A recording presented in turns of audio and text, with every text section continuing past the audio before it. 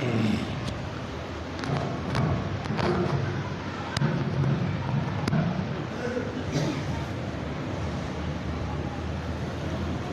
بالله من الشيطان الرجيم. بسم الله الرحمن الرحيم. إن ينصركم الله فلا غالب لكم وإن يخذلكم فمن ذا الذي ينصركم من بعده وعلى الله فليتوكل المؤمنون. وما كان لنبي أن يغل ومن يغل يأت بما غل يوم القيامة ثم توفى كل نفس بما كسبت وهم لا يظلمون. أفمن اتبع رضوان الله كمن باء بسخط من الله ومأواه جهنم وبئس المصير. لقد من الله على المؤمنين إذ بعث فيهم رسولا من أنفسهم يتلو عليهم آياته ويزكيهم ويعلمهم الكتاب والحكمة وإن كانوا من قبل لفي ضلال مبين.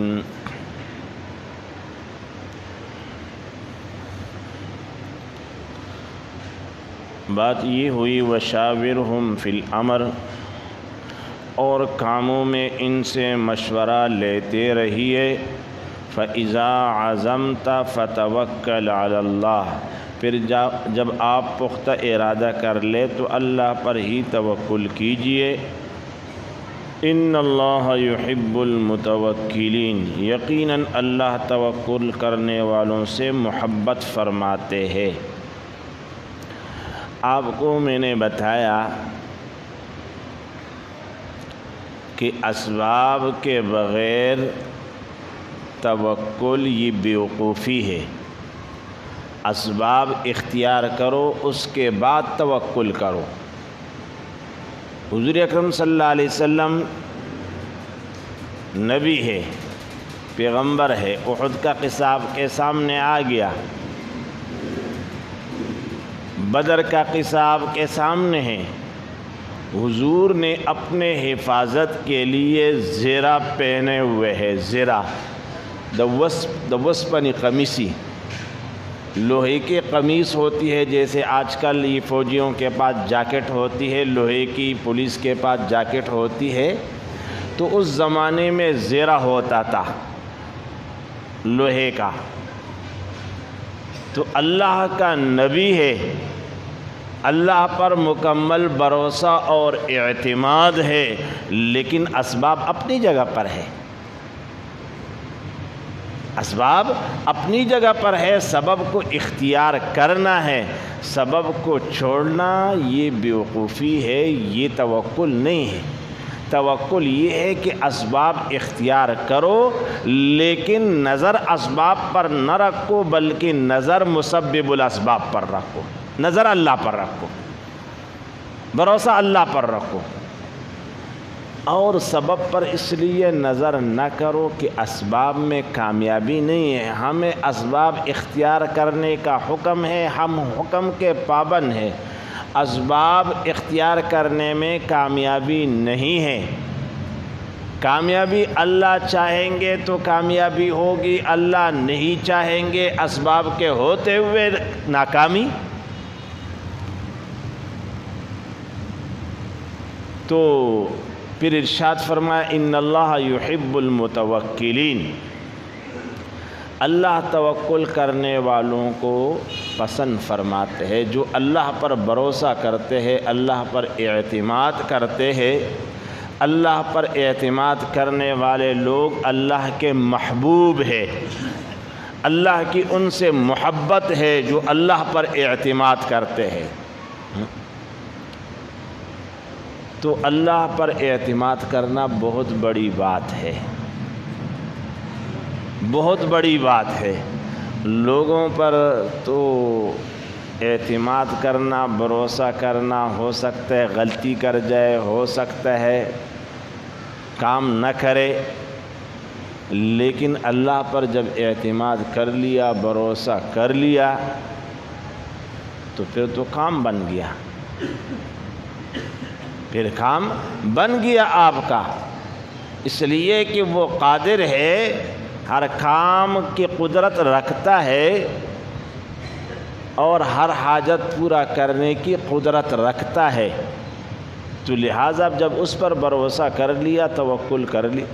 اور اس آیات میں ارشاد فرمایا ان ینصرکم اللہ فلا غالب لکم، جب اللہ تمہاری مدد کرے تو تمہارے اوپر کوئی غالب نہیں آ سکتا. جب اللہ کی مدد اور نصرت جس کے ساتھ ہو اس پر کوئی بھی غالب نہیں آ سکتا، دنیا میں کوئی بھی اس پر غالب نہیں ہے. ہاں اگر اللہ کی مدد نہ ہو وَإِن يَخْذُلْكُمْ فَمَنْ ذَا الَّذِي يَنْصُرُكُمْ مِنْ بَعْدِهِ، اگر اللہ تمہاری نصرت چھوڑ دے فَمَنْ ذَا الَّذِي يَنْصُرُكُمْ مِنْ بَعْدِهِ، تو اس کے بعد کون ہے جو تمہاری نصرت کرے؟ مدد کرنے والی ذات اللہ کی ہے، فائدہ اور نقصان پہنچانے والا اللہ کی ذات ہے. وَلَوِ اجْتَمَعَتِ الْأُمَّةُ عَلَىٰ أَن يَنفَعُوكَ بِشَيْءٍ لَمْ يَنفَعُوكَ بِشَيْءٍ إِلَّا قَدْ كَتَبَ اللَّهُ لَكَ. ارشاد فرمایا کہ ساری امت جمع ہو جائے اور تمہیں نفع پہنچانا چاہے، لیکن اللہ نے تمہارے لیے نفع نہ لکھا ہوا ہو تو نہیں پہنچا سکتے. لم ينفعوك بشيء ولو اجتمعت الامة على ان يضروك بشيء لم يضروك بشيء الا قد كتب الله لك. اگر ساری امت جمع ہو جائے اور تمہیں نقصان پہنچانا چاہے، اگر اللہ نے تمہارے لیے نقصان نہیں لکھا تو ساری امت جمع ہو کر تمہیں نقصان نہیں پہنچا سکے.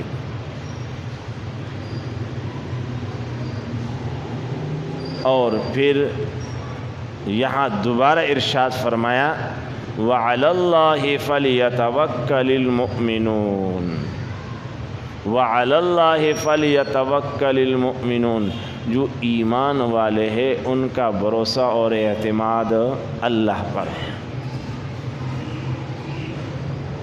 ان کا بھروسہ اور اعتماد اللہ پر ہو. تو بھئی اللہ پر بھروسہ ہو، اعتماد ہو، یقین ہو، کام بن جائے گا. او ستا چې شکی چې یار الله به زما واوري که وابه مې نه اوري، الله به زما خبره قبوله کړي که قبوله مې نه کړي بیا نه قبلیږي. هغه حدیث کې راځي صلی الله وانتم موقنون بالاجابه، تم اللہ سے ایسے مانگو کہ تمہیں اجابت کی یقین ہو کہ میری دعا تو ضرور قبول ہوگی. صلی اللہ وانتم موقنون بالاجابہ، اللہ نہ پداسی طریقہ غواڑا چستا 100% یقینی اعتمادی بھروسہ دی چیز ما دعا خو بقبلی گی او چتا تا شکتے نو بیا خو خبر پاتی ختم شوا. تو اعتماد اور بھروسہ اللہ پر ہو تو پھر جو ہے کام بنتے ہیں. اگر اسباب پر نظر ہو، اسباب سے بنے گا، تو اللہ تبارک و تعالی نے حضرات انبیاء کو مبعوث فرمایا. مختلف زمانے میں مختلف لوگوں کے صورتیں اور شکلیں اسباب بنائی تھی کہ اس سے ہوگا، اس سے ہوگا، اس سے ہوگا، اس سے ہوگا.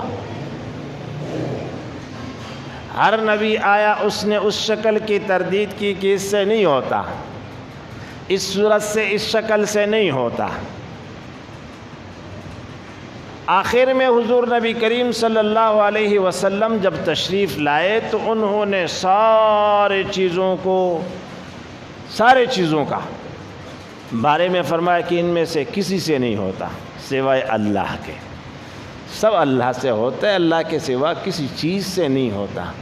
نفع نقصان اسباب میں نہیں ہے، نفع نقصان دینے والا اللہ ہے. منگ تاسو ګورو یو کار کېدو په آخر کې څه مسله راشي، شوی کار پاتې شي، شوی خبره پاتې شي، شوی سودا ورانه شي.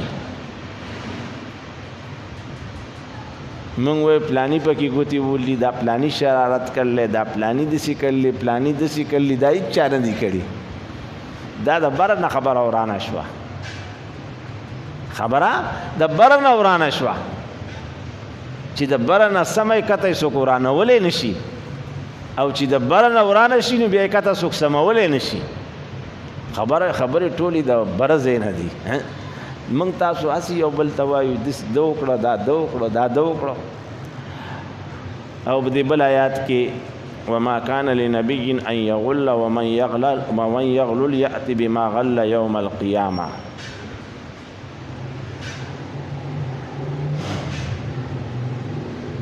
ندی مناسب اور کسی نبی کی یہ شان نہیں ہے کہ وہ خیانت کرے غلول خیانت کو کہتے ہیں لیکن خصوصاً اس مال میں خیانت جو مالی غنیمت ہو جہاد سے حاصل ہوا جو مالی غنیمت ہوتے اس میں خیانت کے لیے غلول کا لفظ آتا ہے چوری کرنا خیانت کرنا ویسے حرام ہے لیکن مالی غنیمت میں چوری بہت شدید ہے